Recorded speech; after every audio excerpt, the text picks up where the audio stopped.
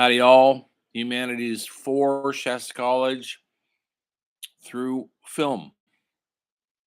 Hope you had an interesting week off. You're probably all doing catch up homework.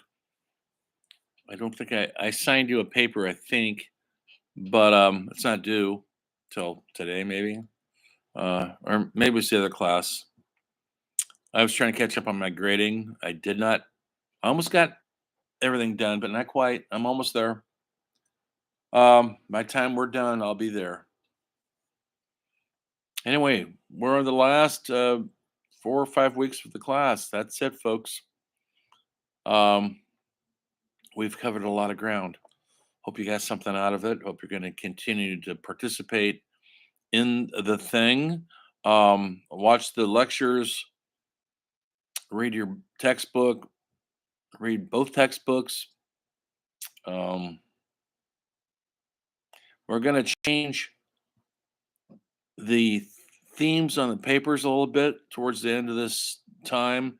Instead of having you dissect all the technical stuff, camera direction and all that, I want you to address why they matter, why a film I assigned for you to watch, why it matters. Does it? And you watch the film and do some research on it. It's just not, once again, it's not just your personal opinion or like or dislike. I'm giving you some really notable films that are historic, groundbreaking films.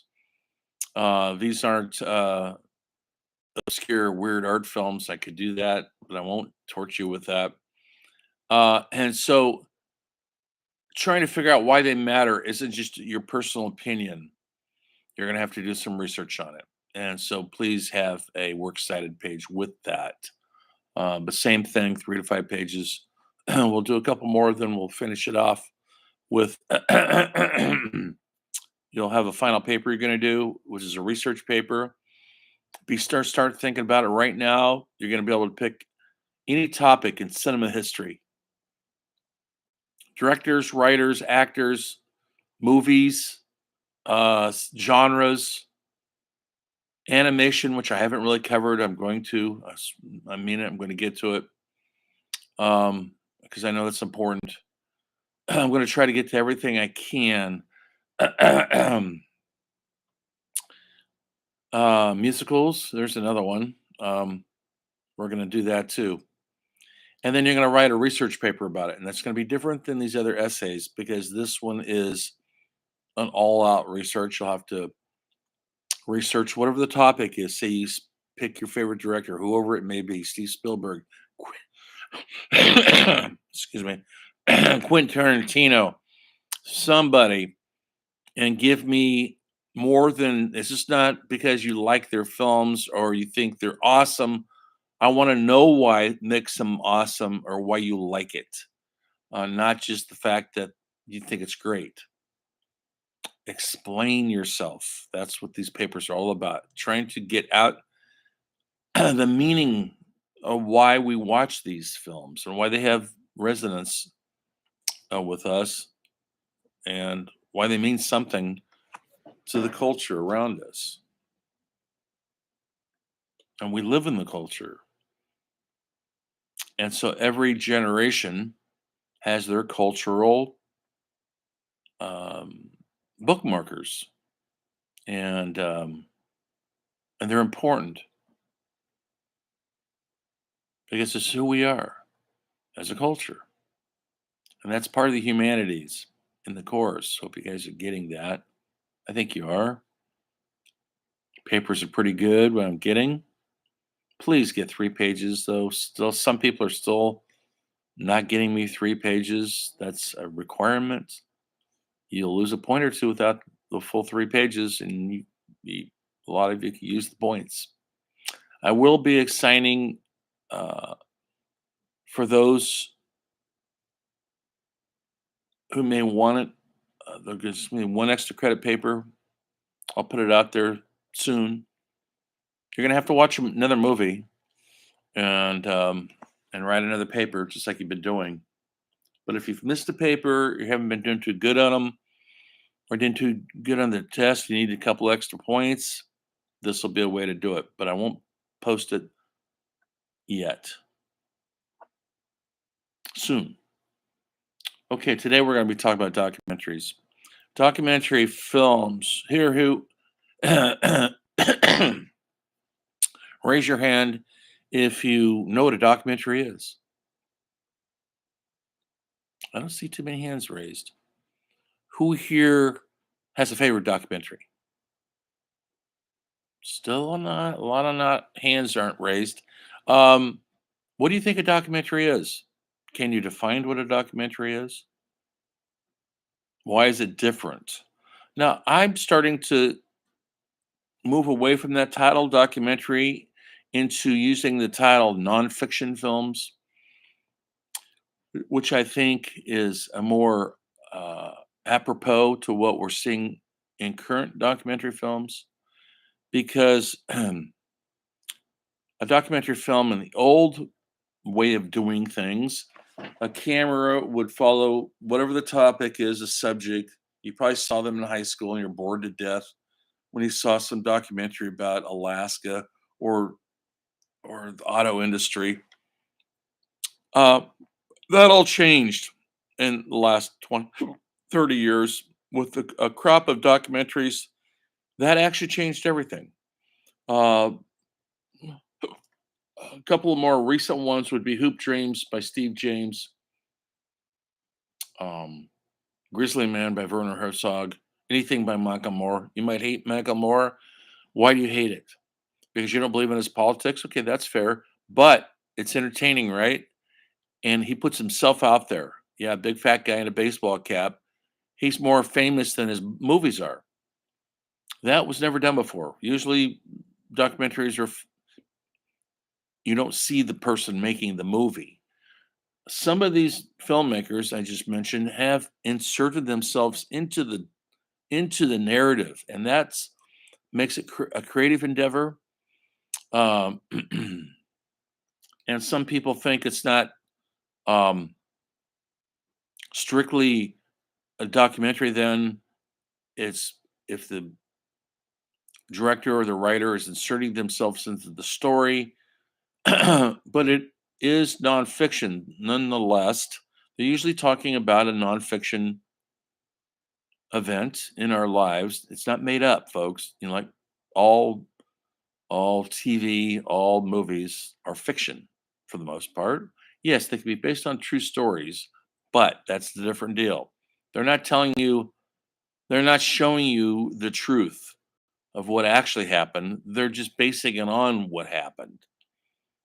Because if you saw the truth of what happened, you might be bored by it. It won't be as exciting. You won't have Brad Pitt jumping around and killing Nazis with a knife. Didn't happen, folks. That's a fiction film. Uh, Tarantino has a way of stretching fiction, and he uses historical stuff like Django. Sorry, folks. Uh, Jamie Foxx did not stop slavery with a six gun. Didn't happen. Hitler was not killed in a movie theater like in the Inglorious Bastards. Didn't happen, folks. Charles Manson's gang wasn't killed by Brad Pitt's pit bull in Once Upon a Time in Hollywood. That's he takes historical things that happened and he puts his own spin on it. Um, it's not the truth, folks. Didn't happen. But there's some truthful elements in it. Absolutely. Charles Manson gang was a truthful thing. It was out there. Um, so anyway, so the genre, I think, better defines itself by saying nonfiction. I prefer that. Um, a couple filmmakers out there that changed um, how we look at documentary films. Maisel brothers, they're both passed away. Albert Maisel just passed away in the last 5 years. He was 90, I think. And they made some of the greatest nonfiction films in the history of cinema. I'll put these films up against any fiction film. But they started early off by getting the job of filming the Beatles when the first Beatles first came here. Then they got other jobs like filming the Rolling Stones on their 1969 tour that ended with uh, the, the dark concert that went horribly awry called Ultimate. And the documentary is called Gimme Shelter. And it shows you the real underbelly and kind of the dark side of the hippie nation. And and it's brilliant. And I'm going to look in Canvas, and the next day or so, I'll be posting some trailers of these movies. Check them out. Maybe you'll get interested in watching one. The Maisel brothers also later on did a masterwork of a film called Grey Gardens about Big Edie and Little Edie, mother and daughter living in a decrepit old house in Long Island, in a very fancy area in Long Island. Have you ever been in Long Island? That's where the Hamptons are. That's where a lot of really wealthy people in America live that have houses there on the beach. People like Billy Joel and Steven Spielberg. Yes, they all have houses in Hollywood too, but that's that's their main enclave of wealth. And they filmed these two rather sad but very lively women, mother and daughter, who were living in this ramshackled old mansion that was not only rotting with decay, but raccoons were living in it. 30, 40 stray cats were living there, pooping everywhere. It was a they lived there for many, many years. They were eccentric, and they were. But what made the documentary fascinating is the fact that they're both related to Jacqueline Kennedy. That's right, John F. Kennedy's wife. Although during this time they were shooting, she was married to Aristotle Onassis, but their last name is the same, Bovary. In fact, Jackie was their first cousin, I believe, and so they lived. They were raised up in a very wealthy family. They had ties to the Kennedys, to Howard Hughes, and this. But now they're living in literally squalor. But they both have a lot of character, a lot of intellect, a lot of power, and they don't want to live any other way. In the community where they live in Hamptons, they don't like them there because they're bringing um, house prices down and things like that. So it's a sadly entertaining movie called Grey Gardens. They actually made it into a fiction film later on um, for HBO, which was really excellent. Um, no, it's a classic. I'll put the preview up there for you. Now you never know when you start filming a film like the Maisel brothers. They usually do with a fly in the wall technique. They don't interject themselves into the film like a Michael Moore will, um, or a Werner Herzog. They they come to a topic, a subject, and they'll stay with them for many months. And they don't do interviews, meaning they don't have talking head interviews in the film. They are literally filming the events, and they have hundreds of hours of film. Now, this is long before video cameras, folks. They were filming on 16 millimeter film, celluloid, and hundreds of hours. And then they would go home and edit to find what the story was. Because a lot of times it's not obvious what the story is. Sometimes they don't know if they even have a story. That's risk. There's risk when it comes to documentaries because how do you pay for it? Who pays for it? So that's always the documentary filmmakers are always hustling for money. But since they started making money in the 90s, with a thin blue line, Hoop Dreams,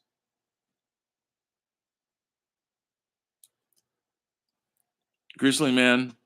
They actually started making money in documentaries. Well, people started investing in them.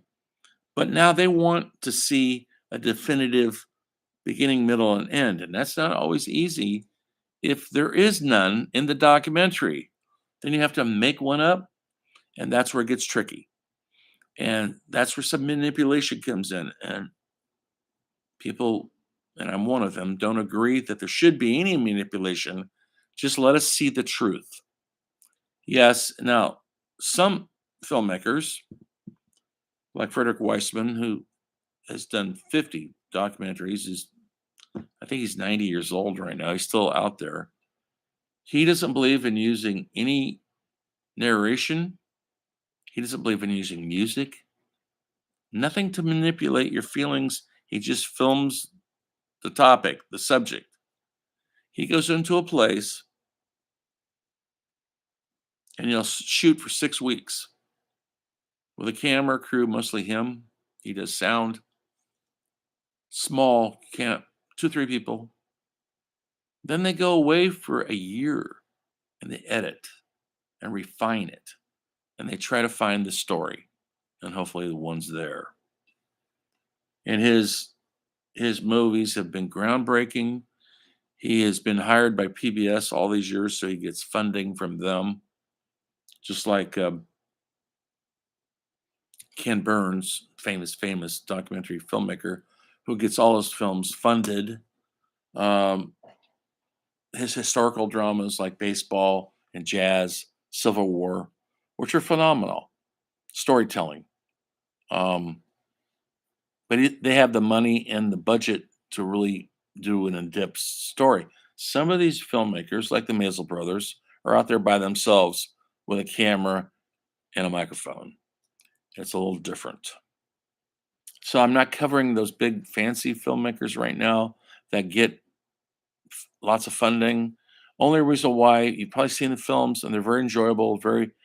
But I'm for the underdog. I'm for the guy who has to struggle to get his film made because then they really put their heart and soul into it. Not that Ken Burns doesn't, he does, but he's got a lot of help. I got to get rid of this. I'm getting some weird. No, sorry.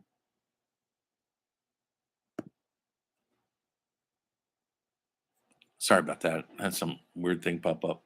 Anyway, so so many documentary filmmakers out there have done phenomenal work.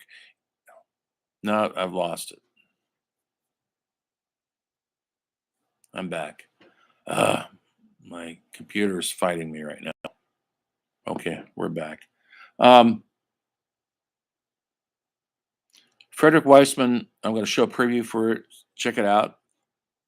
Um, it's called Crazy Horse, and that's a famous club in Paris. Yes, folks, it's a strip club. And it's been around for many, many years. And he spent 6 weeks filming the strippers, and they're going to put on a new review. Yes, folks, there's a ton of nudity in it. Female nudity. This is for the guys. There's no male strippers there, and the tourists have been going to that place for years. It's they put on big extravagant shows. They're just not one woman stripping up there. They have routines. They have musical numbers. When you watch the film, you can watch it. I think it's free on YouTube. When you watch the film, you'll notice the women auditioning for the film. They have to all be the same height. They all more or less have to be the same measurements. So they all sort of look exactly like their body types, rather. So there's no the usual, sort of, well, how do I say this politely? Lots of implants and stuff like that, fake bodies. They all are natural, and there's a beauty and grace in that, and they show that in this film. And these women use their bodies for their jobs, and in a way, in a very large way, it's not sexual at all. It's a business, and so he does that. In Crazy Horse, he's done many, many other films, obviously. Besides that, that's one that I thought you might be interested in.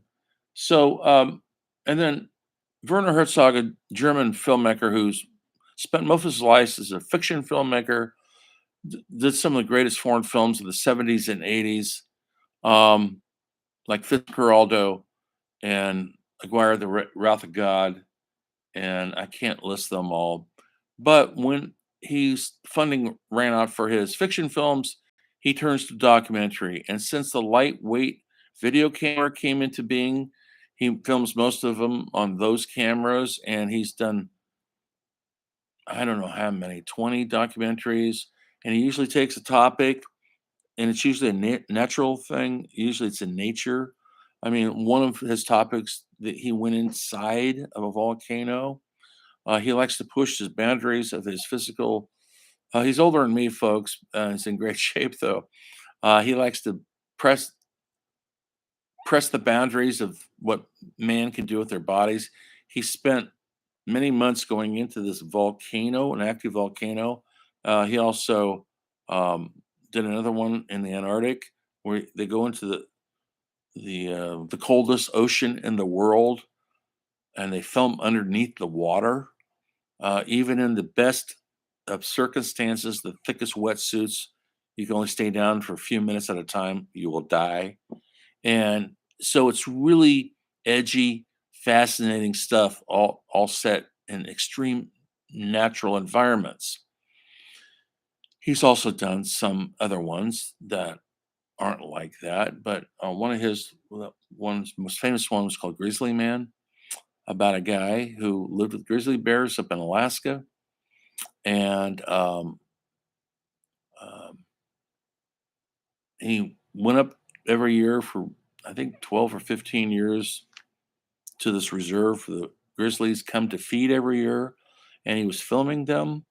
And then he started going up there every year, and then he thought he was going to help the bears survive, because there are predators, man with guns, um, and there are tourists coming up to look at the cute bears. Nothing's cute about a grizzly bear, kids. leave leave them alone. It's not a Disney movie. Well, this poor kid um, found out it wasn't a Disney movie. He named the bears. He got friendly with the bears. He saw them every year. He'd live with them for 6 or 7 weeks up there by himself in a tent, and and he started going on the talk shows. This would be in the '80s, and he's on David Letterman, and he's on Jay Leno, and whoever else is on, and he's talking about the bears, and he became known as Grizzly Man, the Bear Man, and he helped raise funds to help protect the bears, and he lectured in colleges. He did some really good stuff, but he got more and more involved in the personal issues of the bears, and so he got pretty confident that he was in the documentary. Actually says, "I'm the king of the bears." He wasn't, folks. They put up with him because they weren't hungry. Simple as that. A hungry grizzly bear, stay away. So he got overconfident, took his girlfriend up there, said, "You're going to love all this. You're going to meet all my bear friends." Well, one a bear showed up in their campground when they were going to bed and started to try to break into the tent. A tent won't hold a bear out. A grizzly bear, they're 1,500 pounds, folks. They can run 60 miles an hour. You cannot run a bear, folks. No matter what people say, you cannot run a bear. And you can't climb a tree to get away from them. They could climb a tree faster than as fast as you could run on the ground. The best thing they say to do with a bear is to lay face down on the ground still. And then if it, because they go for your head, that's how they kill you. They go for your neck, protect that at all cost. And most people who go into Alaska, into the wildlife like that, usually have guns to protect themselves, not hunting the bears. The rangers all have guns to protect themselves in case there's a bear attack. And it takes a very large gun to kill one or stop one. I'm going into too much detail here, but during this attack, this bear got in there and he turned the camera on. And so, but he didn't take the lens cap off. So there's no visuals, but you can hear it. And you can hear his girlfriend screaming for her life. And you can hear him yelling at the girlfriend to get out and run. She does. And he takes a frying pan, folks, and starts defending himself with a frying pan. This further pissed the bear off, and the bear tore his head off. And chased the girlfriend, tore her head off too. Got them both. Well, they didn't show up they were supposed to show up at their food drop. They didn't, so the Rangers went in there. They found the two bodies. They were ripped to shreds, half eaten, mostly eaten. And there's 6 or 7 bears around the area. And here's the tragedy of it. Yes, their death is tragedy. It's a stupid mistake. But the tragedy of it is these Rangers killed all the bears. Because supposedly once a bear kills a human, they have to be destroyed. So the thing that he went up there to preserve and save, he failed. And that's the tragedy of the whole story. He threw his life away, but he threw his beloved bears' lives away also. So it's a really engaging, deep documentary. Werner Herzog has this great narration. He has this great deadpan delivery, German accent. And so those are some of the films I'm going to post for you guys to watch some previews to. Maybe you'll have, maybe you want to write a paper on one of these for your final paper. That's fine. Be thinking about what you want to write about over the next couple of weeks. It'll be due the last week, so you better start thinking about it now. And I want you to run it by me. So email me or text me and tell me what your topic is. I need to know before I give it the seal of approval. Okay, that's it. I'm going to shut up. I was told by somebody at where I work that my lectures are too long. Do you think they're too long? Maybe they are. Normally, we're in class. If we're in class, we'd be in class for 75 minutes. I'd be talking for 75 minutes. We're not doing that. So anyway, hope you guys are doing well. Keep doing your due. Keep watching films. They're out there. Keep following your passion. Remember 2 things.